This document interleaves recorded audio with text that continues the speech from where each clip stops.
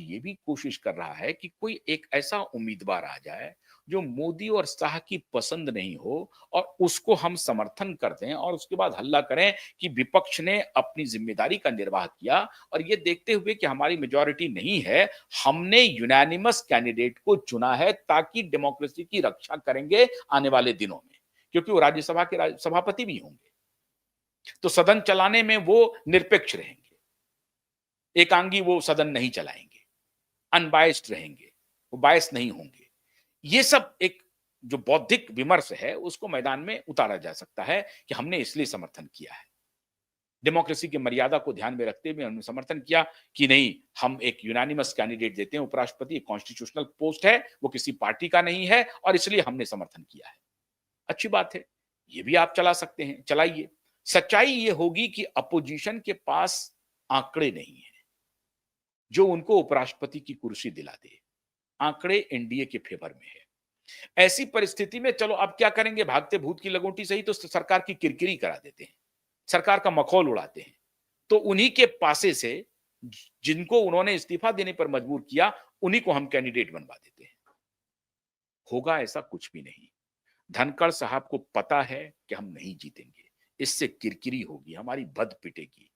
यशवंत सिन्हा को लोग याद भी नहीं कर रहे हैं, भूल गए यशवंत सिन्हा को। कभी चुनाव लड़े थे, किसी की स्मृति में नहीं है, क्योंकि उनको भी मालूम था, लेकिन ये कुछ दिन के लिए वो कर रहे थे, कोशिश करना चाहिए। वो स्थिति अलग थी। आज की परिस्थिति बिल्कुल भिन्न है। आज की परिस्थिति तो बिल्कुल आप समझिए व्हिप चलेगा पार्टी में और एनडीए में भी व्हिप चलेगा। क्रॉस वोटिंग होने की कोई संभावना नहीं है, या अंतरात्मा की पुकार पर कोई इधर से उधर चले जाए, इसकी संभावना नगण्य है। बहुत अगर हुआ 1, 2, 5, 6, इससे ज्यादा की बात नहीं हो सकती है। तो 100 वोट का के फासले से एनडीए बहुत आगे है। तो इसमें धनखड़ साहब अपनी किरकिरी कराने के लिए बिल्कुल नहीं आएंगे। एक हो गया नंबर 1। नंबर 2 जो बात हो रही है कि अब अगर संघ और मोदी में कुछ तकरार करवा दिया जाए। अब ये अगर बात नहीं होगी तो चलिए संघ और मोदी में तकरार करवा देते हैं। कोई ऐसा कैंडिडेट ले आए जिसको हम लोग ये प्रचारित कर सके कि ये संघ का उम्मीदवार है और फिर उनको हम लोग सपोर्ट कर देंगे। उसमें कहेंगे कि भाई कॉन्स्टिट्यूशनल पोस्ट है, उसमें हम किसी को विरोध नहीं करेंगे। वहां भी मोदी को हम आलोचना के लिए तैयार कर लेंगे कि मोदी की चलने नहीं दी हमने, संघ ने मोदी का चलने नहीं दिया और हमने उनको मदद कर दिया। संघ भी खुश हो जाएगा। ये सारे ढाक के तीन पात होने वाले हैं, ऐसा कुछ भी नहीं होने वाला। अब एक और बड़ी बात हो रही है।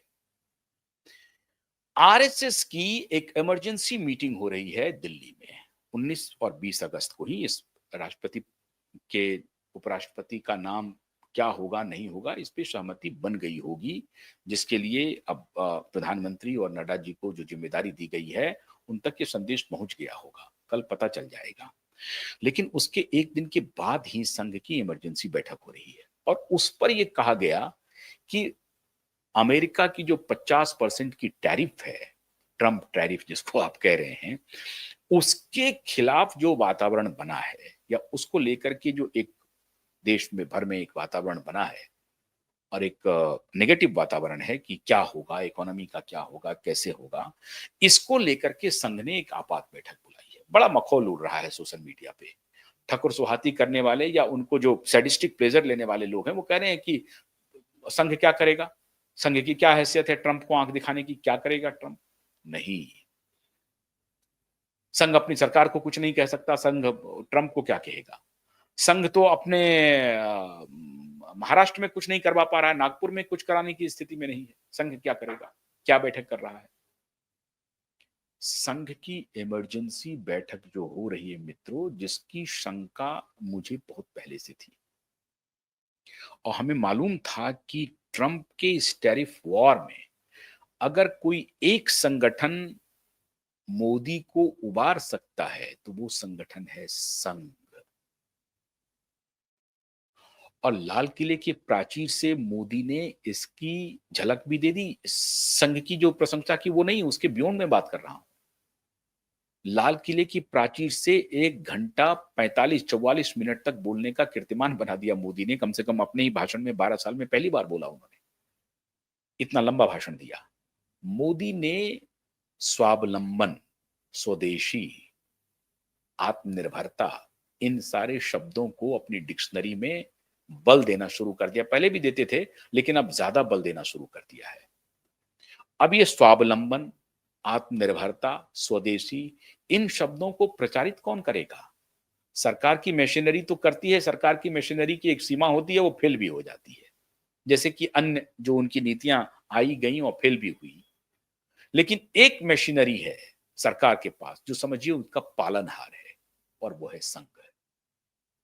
संघ इस भाव को देश के कोने-कोने में ले जा सकता है। जनमानस जो डिमोरलाइज्ड है, उनको जो लग रहा है कि इकोनॉमिक मंदी आ सकती है, इकोनॉमिक कोलैप्स हो सकता है, उससे संघ उबार सकता है। कैसे उबारेगा? क्या करेगा? कैसे एंथुसियाज्म को बहाल करेगा, हौसला बरकरार रखेगा, समाज की नेगेटिविटी को दूर करेगा?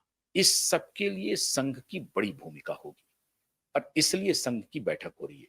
यूँ ये भी नहीं, इसके अलावा राष्ट्रीय अध्यक्ष के नाम की घोषणा भी होनी है। तो ये बात भी सही है कि सोशल मीडिया पर जो चल रहा है कि नहीं, ट्रम्प टैरिफ को लेकर के ही संघ की इमरजेंसी बैठक हो रही है, ऐसा नहीं है। ये बात हो भी नहीं सकता कि एक मुद्दे पर आए हैं, उसी मुद्दे पर चर्चा हुई। और ऐसे बहुत सारे मुद्दे हैं जो बहुत महत्वपूर्ण हैं। राष्ट्रीय अध्यक्ष के पद का मुद्दा महत्वपूर्ण है और बहुत महत्वपूर्ण है। तो उस पर चर्चा नहीं होगी, इसकी कल्पना आप कर नहीं सकते हैं। चर्चा होगी ही होगी। उपराष्ट्रपति के पद पर तो चर्चा हो गई, लेकिन राष्ट्रीय अध्यक्ष के पद पर अभी भी उस तरह से सहमति नहीं बन पाई है। वो सहमति बनाने की कोशिश होगी, उस पर भी मंथन होगा। और जिस प्रकार से प्रधानमंत्री ने सराहना की है लाल किले के प्राचीर से, सोशल मीडिया पर कहा जा रहा है सरेंडर कर दिया मोदी ने, डर से कांप रहा है मोदी, थर-थर कांप रहा है संघ से मोदी। संघ ने अपनी औकात दिखा दी, संघ ने अपनी ताकत दिखा दी। तारीफ करो तो सरेंडर कर दिया, तारीफ नहीं करो तो अहंकार में है, संघ को कुछ समझ नहीं रहा है मोदी। मतलब आप कुछ भी कर लेंगे, तो जो मोदी विरोध जिनको करना है, वो कुछ ना कुछ तरीका ढूंढ ही लेंगे। अगर तारीफ नहीं करते, तो ये कहता कि देखिए वो तो तैयार है, संघ को आंख दिखा रहा है, संघ की कोई हैसियत नहीं है, मोदी के सामने संघ की कोई हैसियत नहीं है। और अगर संघ की सराहना कर दिया, सरेंडर कर दिया मोदी ने। जो कुछ भी कहेंगे आप, ये लोग उनका उल्टा ही स्तुति गान शुरू करता है, उल्टी स्तुति गान में ये विश्वास रखते हैं। तो अब स्थिति ये है कि संघ मास्टर स्ट्रोक लेकर के पहुंच गए हैं और दिल्ली में इमरजेंसी बैठक कर रहे हैं। बहुत कुछ निकल करके सामने आएगा। और अगर कोई गतिरोध भी है राष्ट्रीय अध्यक्ष के पद पर, तो वो भी खत्म होने वाला है। इंतजार कीजिए। वो गतिरोध बहुत लंबा नहीं चलेगा, और मोदी को भी स्वीकार करना पड़ेगा। मोदी को भी इस बार संघ की बात को मानना पड़ेगा, क्योंकि एक जो एटमॉस्फेयर पूरे सोसाइटी में जो थर्ड टर्म की एंटी इनकम्बेंसी जनरली होती है, और फिर ऑपरेशन सिंदूर की जो सफलता हुई, जिसको विपक्ष विफल करके प्रचारित कर रहा है, इस सब को देखते हुए आपको रणनीति बनानी पड़ती है। तो संगठन को, भारतीय जनता पार्टी का संगठन बेहद कमजोर है, इसमें कोई शक नहीं है। नड्डा से यह काम नहीं हो सकता है, और नड्डा से यह काम इसलिए नहीं हो सकता है क्योंकि नड्डा हर फैसले के लिए दो लोगों पर निर्भर रहते हैं। तो इसमें कोई शक नहीं है कि भारतीय जनता पार्टी का वर्तमान संगठन बेहद कमजोर है, और अगर ये रवैया रहा संगठन का, इसी तरीके से हिला हवाली से संगठन चलता रहा, तो आने वाले दिनों में चुनावों में अपेक्षित सफलता मिलना मुश्किल है।